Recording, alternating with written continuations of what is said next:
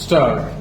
I want to state it clearly on the floor of the House that in matters of public interest there is no question of secrecy because we are all concerned with the matter in which the ex-servicemen are emotionally involved. Stop. May I state that from the meeting we had with the Prime Minister in the presence of the Defence Minister, we clearly understood and we were given the assurance that the benefits that will accrue to the ex-servicemen will not be less than what the National Front government had agreed to give them ? Here also we were given the assurance that a statement to this effect would be made on the floor of the House by the Defence Minister. I look forward to that statement and that clarification on the floor of the House.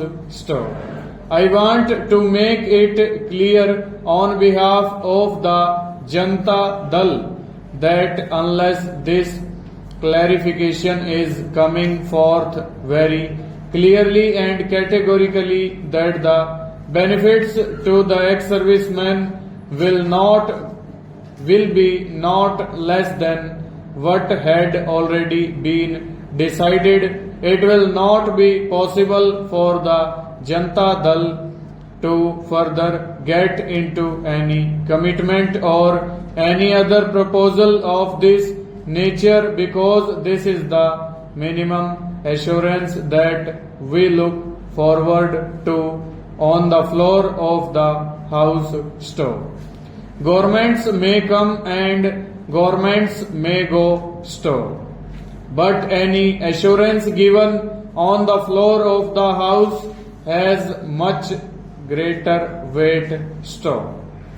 This is what we have understood.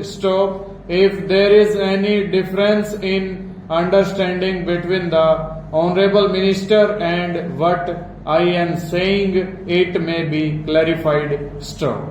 But this is what we demand on the floor of the House today.